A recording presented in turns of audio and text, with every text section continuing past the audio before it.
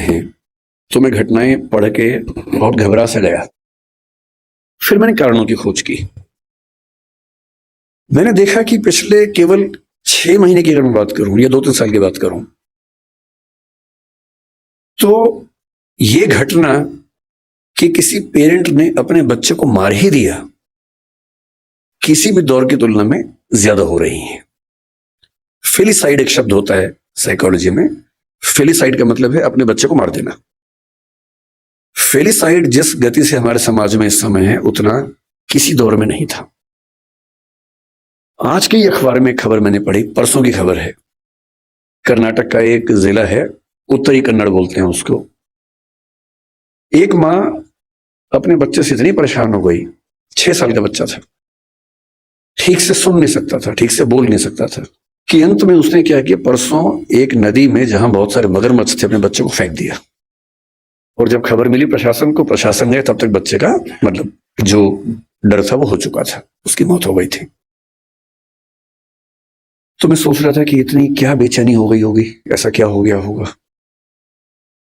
फिर मुझे ध्यान है कि आज से करीब 4 महीने पहले गोवा और बेंगलोर के बीच का एक केस बड़ा प्रसिद्ध हुआ था। एक महिला जो एक एआई स्टार्टअप की फाउंडर थी, सीईओ थी, उसने अपने 4 साल के बच्चे को मार दिया, ऐसा आरोप है, और वो भी जेल में है। हम सोचते हैं कि हमारे देश में ही हो रहा, नहीं, दुनिया भर में हो रहा है। न्यू जर्सी का एक केस पिछले 20 दिन से काफी पॉपुलर हो गया है। 3 साल पहले एक फादर न्यू जर्सी अमेरिका में था, 6 साल का बेटा है, थोड़ा मोटा है। अच्छा, पेरेंट थोड़ा बड़ा मुश्किल काम है, क्योंकि आप बचपन में खुद प्रतिस्पर्धाओं में लगे रहते हैं और पेरेंट बन के एक नए किस्म का कंपटीशन हो जाता है। इसका बच्चा पढ़ने में मेरे बच्चे से ज्यादा अच्छा कैसे हो गया, उसका बच्चा दिखने में मुझसे मेरे बच्चे से अच्छा कैसे हो गया। एक अजीब सी प्रतिस्पर्धा जिंदगी भर चलती रहती है। इसलिए पेरेंट होने में बहुत पेशेंस चाहिए, क्योंकि आपका बच्चा वैसा होगा नहीं जैसा आप चाहते हैं। हम सब डिजाइनर बेबी चाहते हैं, ऐसा बच्चा लंबा इतना हो, सुंदर इतना हो, इतना स्मार्ट हो, पढ़ने में तो ऐसा हो कि सबको पीछे कर दे, समझदारी में तो अलग ही लेवल का हो, उसके बाद भी आज्ञाकारी इतना हो कि हमेशा पैर ही छूता रहे। ऐसा कॉम्बो है नहीं दुनिया में कहीं भी, और ऐसे कॉम्बो आप भी नहीं थे अपने पेरेंट्स के सामने। जब आप नहीं थे अपने पेरेंट्स के सामने, तो आप कैसे उम्मीद कर सकते हैं कि आपके बच्चे वैसे कॉम्बो बनेंगे? नहीं बन सकते। तो आपका बच्चा शायद पढ़ने में अच्छा होगा लेकिन थोड़ा मोटा होगा, पढ़ने में खराब है लेकिन दिखने में सुंदर है, दिखने में सुंदर हो गया, पढ़ने में भी अच्छा हो गया, पर बदतमीज है। कहीं ना कहीं तो मामला फंसेगा ही। और जब तक मामला घर के अंदर है मैनेज हो जाता है, जब बाहर जाने लगता है तो बड़ा पेशेंस चाहिए। लोग मजाक बनाएंगे आपके बच्चे का, 10 लोग आपके सामने चिढ़ा के बोलेंगे तुम्हारा बच्चा जो है ना देखने में भद्दा लगता है। आपका खून जल जाता है उस समय, अहिंसा का विचार हट जाता है उस समय। मन करता है कि अभी तो हिंसा हो ही जाए, बाद में अहिंसा देख लेंगे, ऐसा मन में आता है। स्वाभाविक सी बात है, सबके मन में आता है। तो उस आदमी के साथ जो हुआ न्यू जर्सी में, उसका बच्चा थोड़ा सा मोटा था। बहुत लोगों के बच्चे मोटे होते हैं। अमीर समाजों में ज्यादा है, अमेरिका में ओबेसिटी ज्यादा है, यूरोप में ज्यादा है। मेरा ख्याल है कि भारतीय समाज में जैन परिवारों में दिक्कत थोड़ी ज्यादा होगी, क्योंकि जैन समाज भारत का सबसे अमीर समाज है। तो ये खतरा ज्यादा है, सीधी सी बात है, खतरा ज्यादा है, क्योंकि जहां एफ्लुएंस ज्यादा है, पैसा ज्यादा है, सुविधाएं ज्यादा है, वहां खतरा ज्यादा है। सिंपल सी बात है। तो वो पेरेंट ऐसा था, बाप, एक दिन उसको शायद किसी ने कह दिया होगा तुम्हारा बेटा बहुत मोटा है, उसे गुस्सा आ गया। 6 साल का बेटा, उसने बेटे को पकड़ा कि चलो जिम चलो मेरे साथ। बेटे ने कहा पापा क्यों ले जा रहे हो, लेकिन उस समय उसको बचाने वाली मां घर में नहीं थी।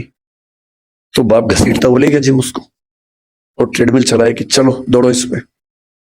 ट्रेडमिल तेज कर दिया, बच्चा पूरी ताकत से दौड़ रहा है लेकिन नहीं दौड़ पा रहा, धम से गिरा नीचे।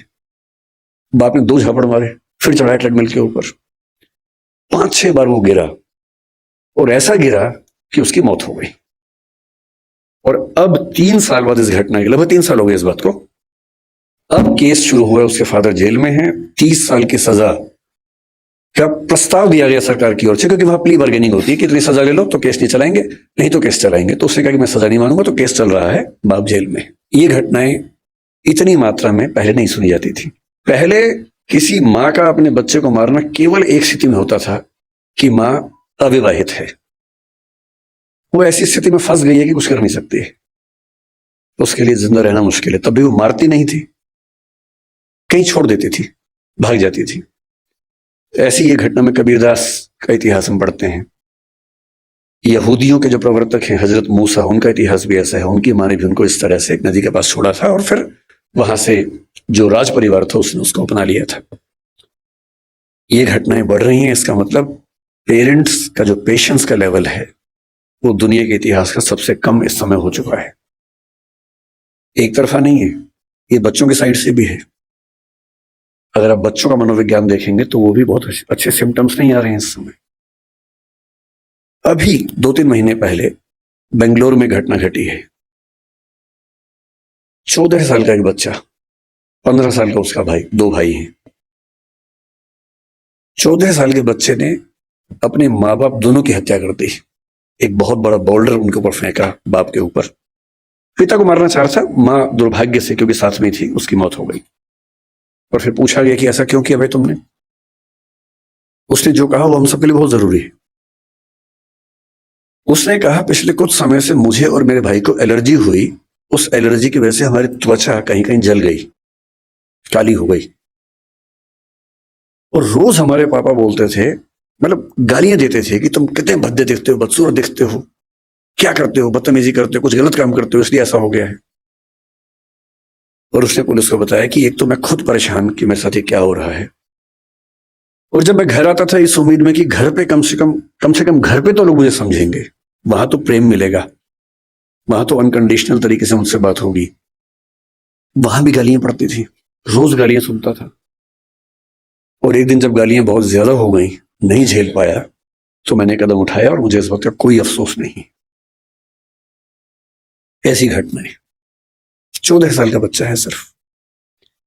आप इंटरनेट पे केवल एक चीज सर्च करके देखिए कि ऐसी माताएं या पिता बूढ़े जिनको बच्चों ने घर से बाहर निकाल दिया हो। मैंने यूं ही परसों नेट पर सर्च किया, old age parents who have been thrown out by their children from the home. मुझे लगा एक घटना सामने आएगी, कुछ पढ़ूंगा उसके बारे में। इंटरनेट के कई पेजेस भर गए, घटनाएं खत्म नहीं हो रही थी। और जो मोस्ट रिसेंट घटनाएं थी उनमें से एक थी बंगाल की, एक ऐसी औरत जिसका पति मर गया, 90 साल की है, 7 बच्चे हैं। 7 बच्चे उन घरों में रहते हैं जो उस महिला के पति ने और उसने मिलकर बनाए थे। और 7 बच्चों ने अपनी मां को घर से बाहर निकाल दिया, जिस जगह में रहती थी। 12/7 की घटना है। 12/7 एक जगह है बंगाल में, वहां की घटना है। अब मां घर में है, कैसे निकाले? किराए पर एक टीम को हायर किया, बदमाशों की टीम को। वो आई, मां को उठाया, रात को लेके गई और कहीं फेंक के आ गए, सिर्फ इसलिए कि इस बुढ़िया का झंझट कौन उठाए। जब ऐसी घटनाएं आप भी पढ़ते ही होंगे अखबारों में, मैं भी पढ़ता हूं। और जब जब ऐसी घटनाएं हमारे सामने आती हैं तो हमें बहुत केयरफुल हो जाना चाहिए कि कुछ ऐसा हो रहा है जो ठीक नहीं है।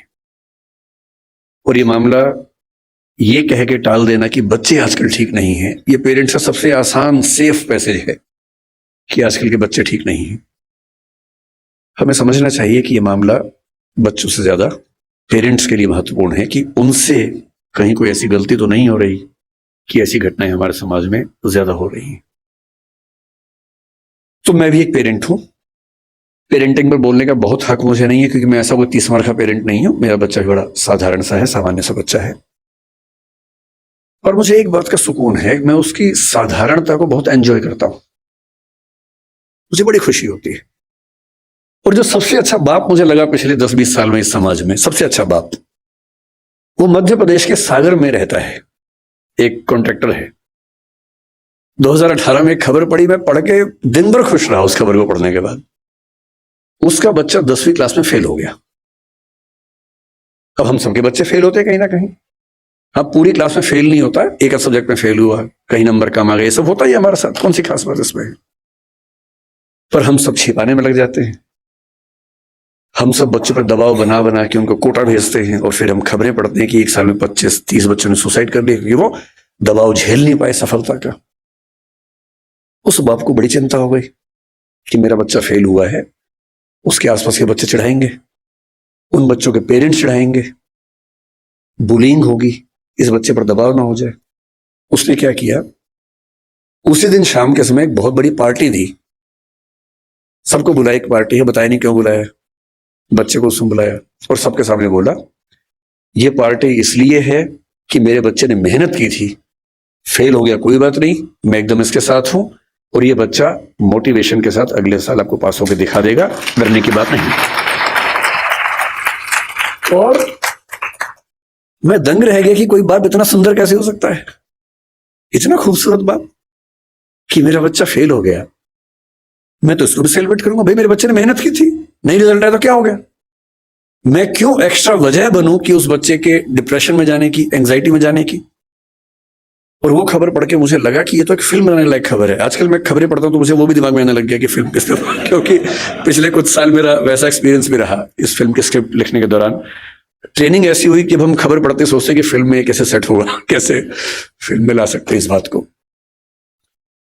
अच्छी खबरें भी है लेकिन बुरी खबरों का अनुपात थोड़ा सा बढ़ा है और तब मैं सोचने पर मजबूर होता हूं कि क्या ऐसी वजह है। ये तो बहुत आसान बात है कि मैं कहूं कि जो बात हमारे जमाने में थी वो आज के जमाने में नहीं है। अरे हमारे जमाने के बच्चे जैसे होते थे आज के जमाने के नहीं होते, ये तो बात हर बूढ़ा आदमी बोलता है अपने बच्चों को। आपके पेरेंट्स आपको बोलते थे, आप अपने बच्चों को बोलते होंगे, तो सामान्य बात है। लेकिन हमारी नई पीढ़ी सचमुच एक ऐसे दौर में है जो मानवता के इतिहास में आज तक नहीं आया है और इसको हम जितना जल्दी समझ लेंगे उतना अच्छा रहेगा। हम जब बच्चे थे हम स्कूल जाते थे, स्कूल में कुछ गड़बड़ हो भी गई तो स्कूल में बात खत्म हो जाती थी, बहुत हुआ तो पेरेंट्स के पास चिट्ठी आती थी, फिर घर में पिटाई होती थी, उतना ही मामला था। थोड़ा स्कूल में पिटे, थोड़ा घर में पिटे, मामला खत्म, बात खत्म हो गई। स्कूल में आपने कुछ गलती कर दी, चार लोगों ने चिढ़ाया, थोड़ी बुलिंग हुई, सब लोग हंसे, आपके दो आंसू निकले, ठीक है, बात खत्म हो गई। उसके बाद आप पर इंपैक्ट किसका था? टीचर का था, पेरेंट्स का था, स्कूल के दोस्तों का था, गली के दोस्तों का था, इतनी दुनिया हमारी होती थी। हम खूब खेलते थे स्कूल के बाद, स्वाभाविक था, कुछ और था ही नहीं खेलने के लिए। हम क्या करते? खेलते ही थे। कभी क्रिकेट खेला, फुटबॉल खेला, कंचे खेले, गुल्ली डंडा खेला, सब कुछ खेला, पर खेला, घर से बाहर निकले, खेले हम लोग। जब मेरा स्कूल खत्म हो रहा था उस समय वीडियो गेम्स आनी शुरू हो गई थी। मारियो नाम की एक वीडियो गेम आई थी जिसका मैं बाद में चैंपियन बन गया था। मैंने ठीक ठाक उसमें अभ्यास किया था और उसके लिए खेलने के लिए स्पेशल जगह जाना होता था। एक वीडियो गेम शॉप होती थी, घर से पैसे चुराने होते थे या मांगने होते थे, क्योंकि वहां पैसे लगते थे, पैसे इतने कहां से आएंगे। फिर आप वहां खेलेंगे, दीवानों की तरह खेलते रहेंगे, वो शुरू हुआ था। आज के बच्चों की जो हालत है, मुझे क्योंकि ऐसे बहुत सारे पेरेंट्स मिलते हैं, बहुत सारे बच्चे भी मिलते हैं, कई बच्चे मेरे पास आके जब अकेले में बात करते हैं तो कुछ ऐसी बातें बोलते हैं जो पेरेंट्स हमें नहीं बोल सकते हैं। मुझे उनके पेरेंट्स पे तरस आता है। जो घटना मैं आज तक नहीं भूल पाया, मुझे एक बच्ची ने आज से 15 साल पहले आके क्या कहा, लगभग रोते हुए, कि मैं आईपीएस बनना चाहती हूँ। मैंने कहा ठीक है, तो उसमें रोने क्या बात है, आईपीएस तो खुश होकर बनो, रो के क्यों बनना है? तो उसने कहा आईपीएस इसलिए बनना है कि आज से कुछ साल पहले गांव में मेरा गैंग रेप हुआ था।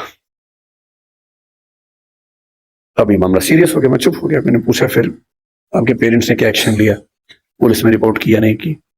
उसने कहा नहीं, पुलिस तो बात की बात है, मेरे जीवन की सबसे बड़ी दुविधा यह है कि मैं अपने पेरेंट्स को बता नहीं सकती क्योंकि वो मुझ पर भरोसा नहीं करेंगे, मेरी ही गलती निकालेंगे। तो मैंने कहा तुमने बताया नहीं पेरेंट्स को? बोले नहीं, ना बताया है, ना बता पाऊंगी, आज तक किसी को नहीं बताया है, रोज घुटती हूं अंदर ही अंदर, आज पहली बार आपको बता रही हूं। और आईपीएस इसलिए बनना है कि जो मेरे साथ हुआ किसी और के साथ ना हो। और मैं तब से सोचता हूं कि वो कितने अभागे और मूर्ख पेरेंट्स होंगे जो अपने बच्चे से बात नहीं कर सकते।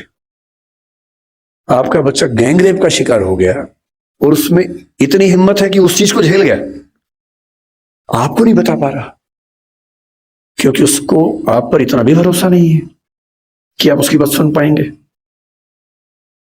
जितने रेप हमारे समाज में होते हैं उनमें से 95% घर के अंदर होते हैं, घर के मेंबर्स या दूर के रिश्तेदार या आस पड़ोस के लोग करते हैं। और उनमें से शायद 10% से ऊपर की खबर किसी को लगती नहीं है। क्यों नहीं लगती है? क्योंकि जब जब कोई बच्ची अपने पेरेंट्स को बोलती है कि ऐसा हुआ है, पेरेंट्स कहते हैं कि नहीं, तूने गलती की होगी, या छुपा दे, दबा दे बात को, चुप रहे। दूर रहा कर उनसे, हिम्मत नहीं करते कि हिसाब बराबर करें, अपनी बेटी का हक मांगे उस आदमी से, इतनी हिम्मत नहीं करते हैं। ऐसे बुज़दिल समाज में क्या होगा? डिप्रेशन नहीं होगा, एंजाइटी नहीं होगी तो क्या होगा? और उस लड़की की बात सुन के मैं हिल गया था। यह अलग बात है कि उस लड़की ने बहुत मेहनत की, बाद में आईपीएस बन भी गई। उसके बाद वो क्या कितना कर पाई मुझे नहीं पता, पर मेरा ख्याल है कि जिस जिस जिले में वो रहती होगी, कम से कम उस जिले की लड़कियां और बेटियां महफूज रहती होंगी। लेकिन वो तो एक अलग बात है, उसने क्या किया अलग बात है। एज पेरेंट्स हम क्या कर रहे हैं ये अलग बात है। और जो मैं अब बताने वाला हूं वो तो और घबराने वाली बात है। आज का समाज, आज की स्थितियां कैसी हैं? हमारे बच्चों की सबसे बड़ी उपलब्धि भी, सबसे बड़ी चिंता भी ये है कि वो इंटरनेट के दौर के पैदाइशी बच्चे हैं।